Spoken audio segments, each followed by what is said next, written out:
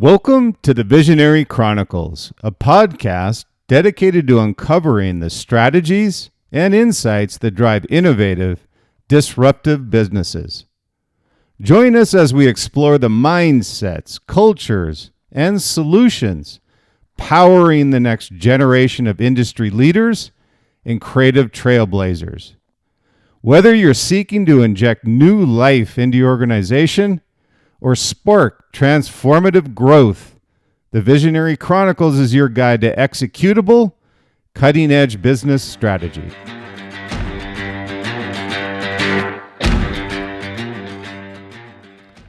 Well, hello and welcome to the Visionary Chronicles. Appreciate you being with me today as always. I know your time is busy, and hopefully what we talk about today is something well worth your time. It's obviously someone that we're all aware of, a visionary that's generational, and one that I profiled in my new book, The Visionary Leader, The Success Principles of the World's Greatest Leaders, Steve Jobs. As you know, I'm a huge fan of Steve's.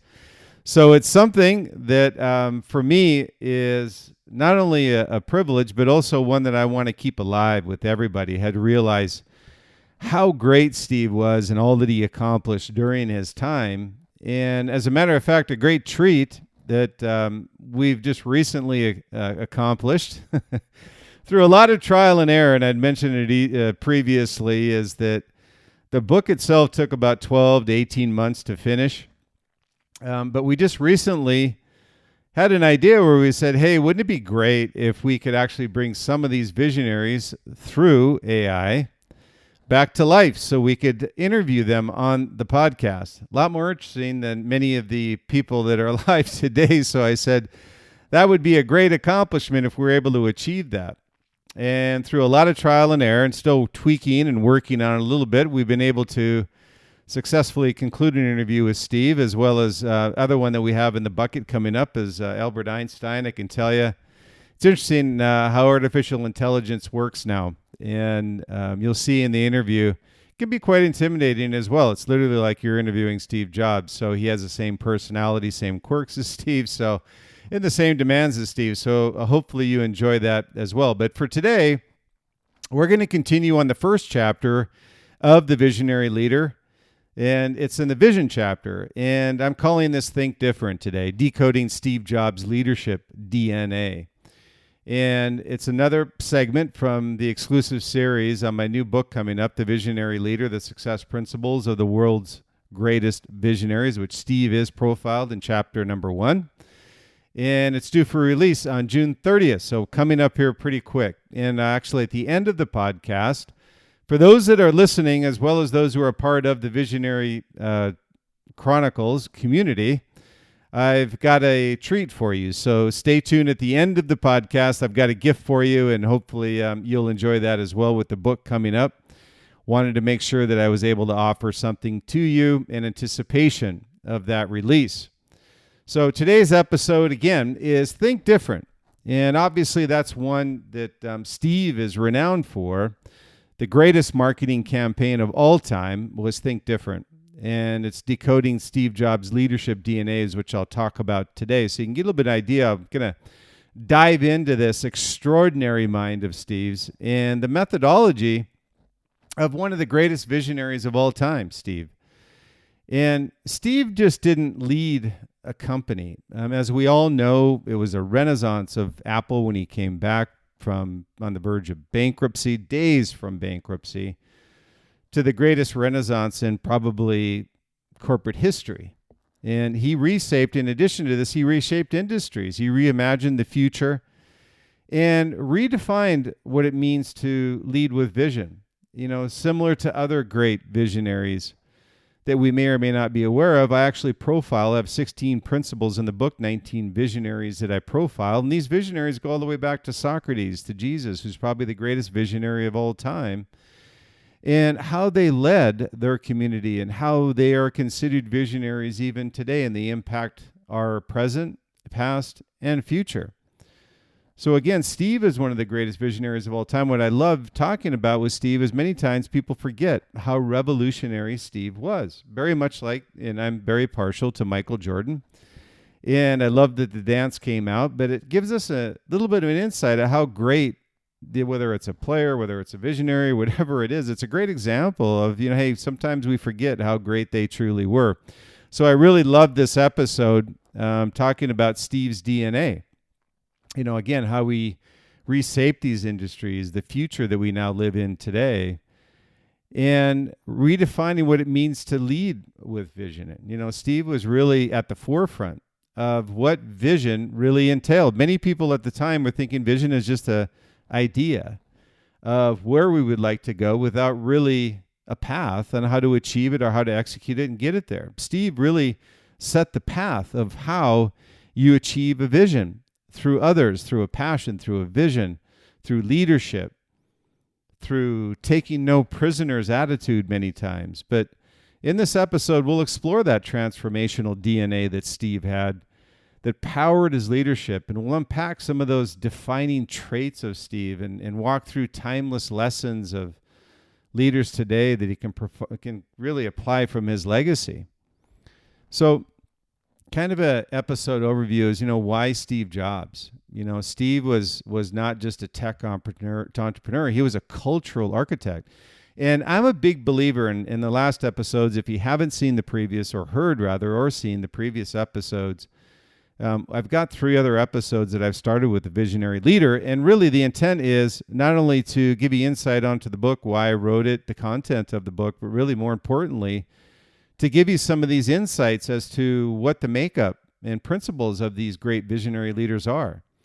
And culture is one thing for me that's extremely important. Having been with iconic brands like Oakley and TaylorMade and Adidas and working with Nike at Liquid Mind, all of these brands are iconic and generational, but they were all set on a vision of what they wanted to achieve. And they were authentic in that vision. And the leader never changed the vision. He may have pivoted here and there, but Phil Knight never changed the vision of what he wanted Nike to be. He pivoted here and there, but he knew the end goal and destination of what he wanted Nike to be, much like what Steve did with all the brands and companies that he had been with. So from co-founding Apple in a garage in 1976 to building one of the most iconic brands on the planet, Steve's journey was anything but conventional as we think about it today. It was very, very different.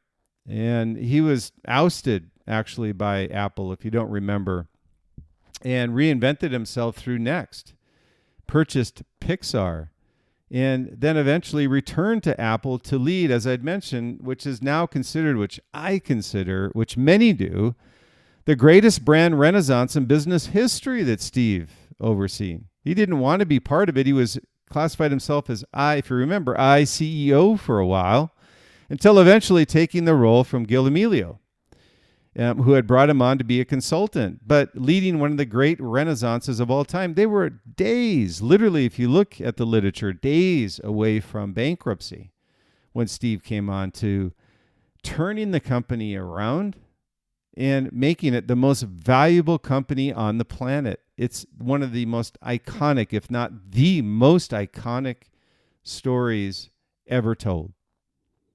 But at the heart of it all is what? At the heart of it all is vision. Vision. Steve's vision of what he wanted to achieve, how he wanted to achieve it, what he was looking to achieve, and who he would have work with him in order to execute it. All of these things are extremely important, but at the heart of it all is vision. Visionary leaders have vision. As simple as it sounds, it's extremely difficult, and why so few leaders are classified as visionary. Steve saw the future clearly, and more importantly, he refused to let the present define his limitations. Make a dent in the universe. There's all kinds of quotes from Steve. The Think Different campaign, again, was the greatest of all time. The commercial that he created in releasing the Macintosh in 1984 was only shown once, but classified as the greatest commercial of all time. So All of these achievements, Steve said seen as a vision, as just part of the overall process of where he wanted to take Apple and how he wanted to achieve his goal. So let's dig into this DNA of this great visionary. He's the first one that I profile in the book, and the makeup of Steve Jobs. So I could go through 100, by the way, but I'm going to give you 6 core traits so you can kind of get a mouthful of what Steve's DNA was. And what the intent really here is wherever you can, take away from these great visionary leaders, and I outline each one of them in the book. The Visionary Leader, shamelessly over my left shoulder here, is the cover of the Visionary Leader, which should be released on June 30th. The intent is really to give you aspirational goals in order to take your journey to visionary leadership. And number one DNA, what I call element of Steve Jobs, was clarity of vision. Many people say they have vision, but when you ask them, and I ask many leaders, and through my research as well as talking with leaders, clarity becomes an issue. How are you going to achieve this vision? And it isn't just a matter of putting a strategy on a piece of paper. It's a matter of how are you going to build the culture to achieve this vision? How are you going to build a product innovation pipeline to achieve this vision? How are you going to establish a vertically integrated team with the passion to want to achieve and successfully execute your vision? It's many, many, many pieces. And the clarity of your vision is where you achieve your vision. So Steve just didn't have an uncompromising belief in what he was believing. He passionately instilled this in everybody around him. He could see what others couldn't. I call that future casting. And outlining that in one of my previous podcasts, I talk about future casting. I talk about it in the book, The Visionary Leader, and what it is and how you achieve it. And he could see what others couldn't. He had foresight. He had future casting. And he communicated that vision to others so powerfully that it pulled people into his orbit. There was nothing Steve couldn't see that he couldn't achieve. Now, certainly there were failures along the way, but as I always talk about, safe is risky, and no great company has ever been built, no great product has ever been built without failure first. But you have to have clarity of vision in order for you to achieve through others what you're looking to establish and eventually succeed in achieving. So clarity of vision is number one. Number two is what everybody affectionately calls, and I love this, the reality distortion field. And the reason I put that in there as a DNA of Steve is very few leaders believe what they see. They want to see it before they can believe it. But you have to believe it before you can see it. Now, that was Steve's principle of reality distortion field. He believed that what he wanted to achieve was achievable, and very few others did. And many times it was a grind, but when they look back on it and being part of Steve's execution of the Macintosh as an example, those that are part of the team still embrace how Steve went about it with his reality distortion field. So he demanded the impossible, and he often got it. His now famous reality distortion field was more than charisma. It was really a relentless challenge to what the teams believed was achievable. And another one is, I don't just exclusively hold this to Steve. There was many other visionaries outlined in the book that had this reality distortion field. And just one example was Henry Ford. When he was looking to build the 8-cylinder engine, the engineer said, it's impossible. Well, everything is impossible if it's not reality. And Henry Ford said at the time, if I asked my customer what they would like, they would have said a faster horse, and we would never had the car. So when you look at Henry Ford, he again and again had this reality distortion field of achieving and executing the 8-cylinder engine. And the engineers continually came back to him saying, it's not achievable, it's not achievable, it's not achievable, until it was. And Henry Ford stuck to his guns and had this reality distortion field, that he saw the vision of the 8-cylinder engine just as Steve saw the vision of Macintosh and what it could do and the impact it could have on our world. So have a reality distortion field. It's really future casting and really having the ability to see what others can't. But I will put a caveat there. They're going to look to you for the steps to execute and move past your reality distortion field. It's one thing to say you want to do it. It's another thing to show how to do it. So that's number 2. Number 3 is elegant simplicity. And I love this of what Steve had. And the story behind it is, he said if you had to read the manual to learn how to operate a computer, it's too difficult. If you remember those back in the day when the iMac was first released. If you remember, Steve said, I want this to be turned on by step 3. 1 is removing it from a box. Number 2 is plugging it in. Number 3 is hitting the power button. That was literally the manual for the iMac because there wasn't one. So Steve obsessed over details. He understood that the great design is invisible, intuitive, and emotionally resonant. That's a beautiful art that Steve had, and why so often he embraced artists, the crazy ones, the poets of the world, those that most engineers would shun. Steve embraced, and that's why he was able to achieve elegant simplicity. Think of Apple's products. Not so much today because they haven't done much since Steve left, and that's obviously a whole nother story. But the products that Steve created, think of the beautiful simplicity. Why do you hold on to an Apple box? Because of how beautiful it is. Think of the iPhone when it first came out. Nobody wanted to give up the box. I'm sure there's many of you that still have the box from the original iPhone. 3G, 4G, 5G, everything. iPhone 3G all the way through where we're at today, iPhone 16, 17, 18, 19, whatever it's to be. It's just beautiful design, but it's invisible. And that's what's the beauty of Apple. It's in the colors, it's in the product, it's in the design, it's in the packaging, it's in the user experience, the journey along the way. That's everything on elegant simplicity. Number 4 is long-term thinking.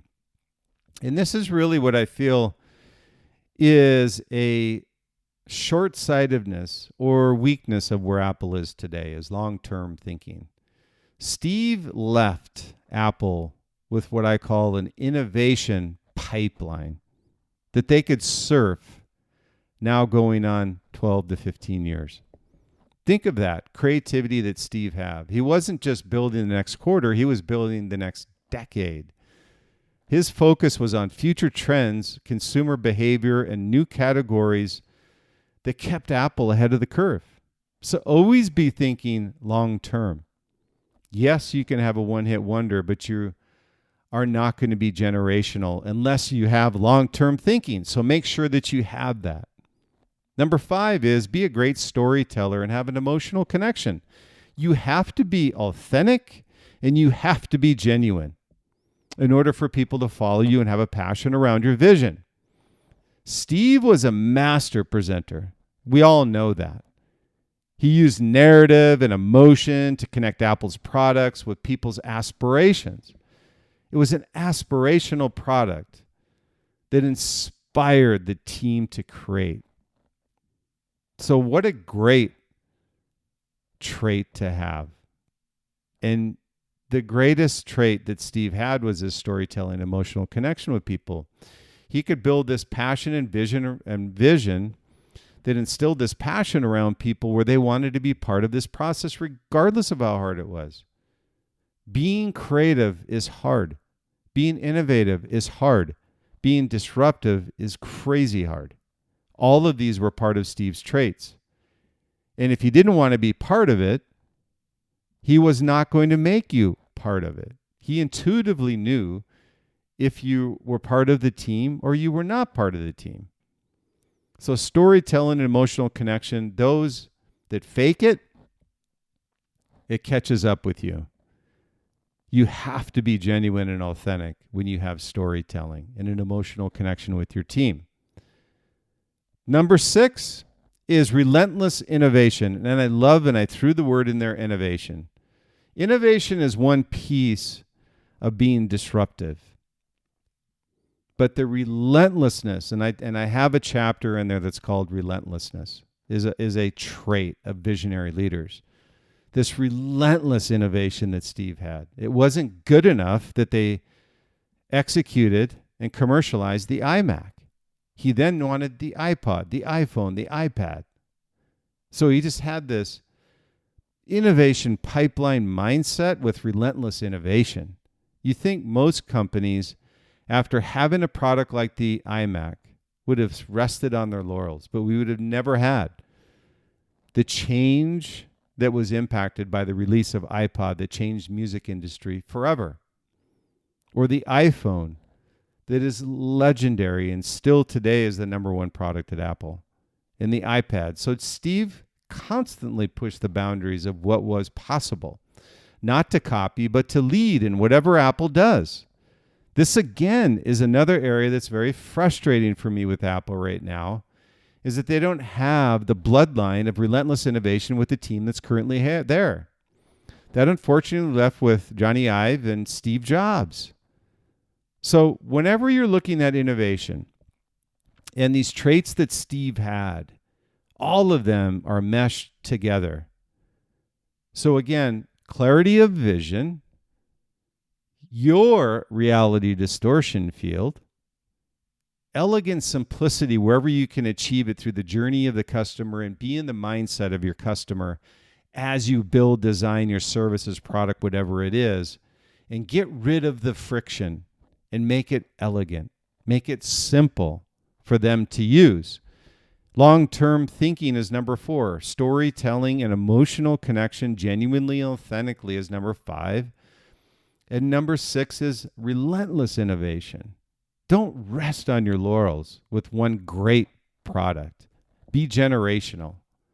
So what are some of these historical accomplishments? And I love going through these again because people forget what Steve's impact was in the short time that he was with us.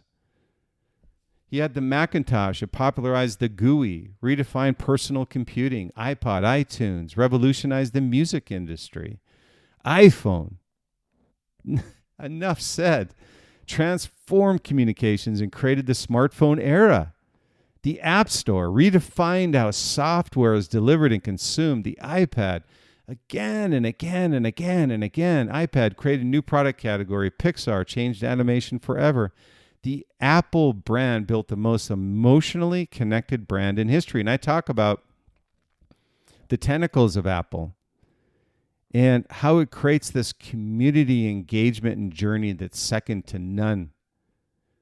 So I would love if that would continue, and hopefully it does, but we can learn from Steve on how he achieved it. So what are some of the lessons and takeaways for current leaders today? If we look at Steve's legendary status, what can you take away as a leader from this podcast? So if you're looking to lead like Steve Jobs, here's 12 principles I'll give to you that are extracted from his leadership playbook. Number 1 is have a clear and compelling vision. Number 2, communicate that vision with passion and simplicity. Number 3, authentically and genuinely. Inspire others with competence, not just strategy. Get off the whiteboard, get off your damn Excel spreadsheets and get in front of people and talk to them about your vision and how they're going to be part of greatness. Number 4 is demand excellence and start with yourself first. This is part of that humility piece. Have others execute that vision and give them the credit. Number 5 is think different. always. Number 6 is anticipate needs before they're expressed. Number 7 is take bold but calculated risks. Number 8 is learning from every failure. I go back to Thomas Edison and the invention of the light bulb. I've learned 9,999 ways how not to invent the light bulb. He never considered it a failure. He considered it a progressive innovation to eventually executing a disruption. And number 9 is build beautiful, intuitive experiences. And it relates to journeys that your customer has today. Get rid of the friction. Keep a seamless journey for your customers along your brand path. And number 10 is challenge norms with a purpose. If you see something that doesn't work, break it and fix it, but have a purpose around why you're doing it. Number 11 is align product with lifestyle and identity. And number 12 is lead with emotion, not just logic. The spreadsheet versus the mind. The mind wins every time. So the final thoughts on this podcast is that vision is a lifestyle. It's not a moment. Think of that. It just isn't something that you do day to day. It's something that is a lifestyle. It's ingrained in you and it's authentic in you. So Steve Jobs' success wasn't born from perfection. It was born from relentless clarity, enduring belief, and daily appreciation of vision. He showed us, which very few have done, that leadership isn't about having all the answers. It's about asking better questions and never settling for average. It's a little bit like the Socrates method, and I actually have Socrates in my book as one of the visionaries that I profile. Is ask the right questions and you'll get a great answer. Ask better questions and never settle for average. So Steve embodied every one of the 16 visionary traits that I feature in the Visionary Leader, and that's why I put him in chapter number 1. I outline all of these principles in the book. He was a disruptor, an artist, a strategist, and most of all, a true original that we need to remember today and be inspired by today. He didn't just build products, he built our futures.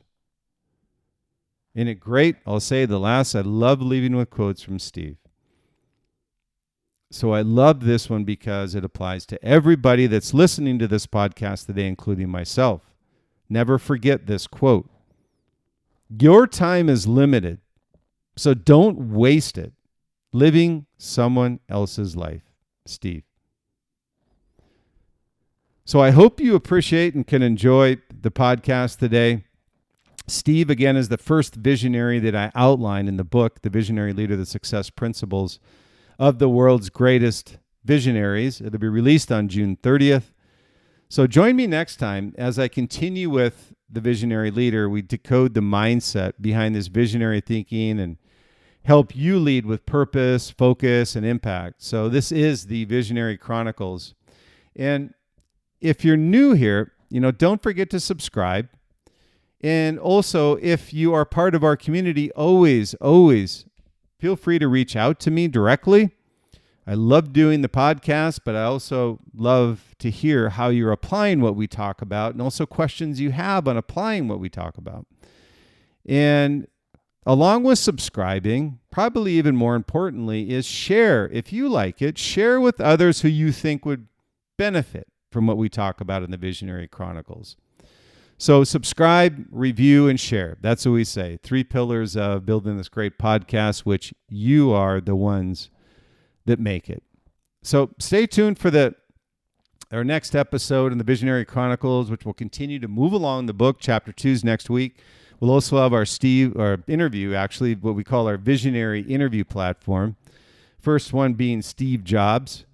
So we'll have that coming up in the next couple of weeks here. So don't miss these episodes. I'd mentioned that was something that maybe took as long as the book for us to for us to work out. But through the artificial intelligence engine that we have, we're able to bring these visionaries back to life and be able to ask them questions, which, again, is fairly intimidating when you're interviewing Steve Jobs or you're interviewing somebody like Thomas Edison or Albert Einstein. So as we wrap up this episode, I'd mentioned earlier I got an opportunity for you with the release of The Visionary Leader, The Success Principles of the World's Greatest Visionary Leaders. It's nearing its release on June 30th.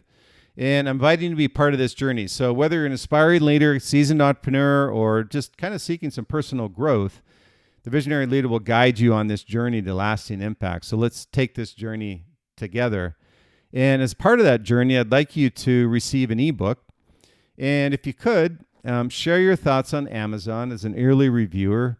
And you can claim your book at Book Funnel. And I put a link in this podcast to the book.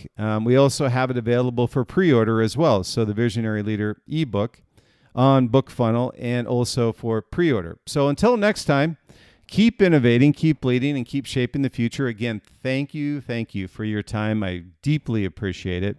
So again, subscribe, review, and share. And I look forward to hearing from you soon. Have a great day, and I look forward to the next Visionary Chronicles.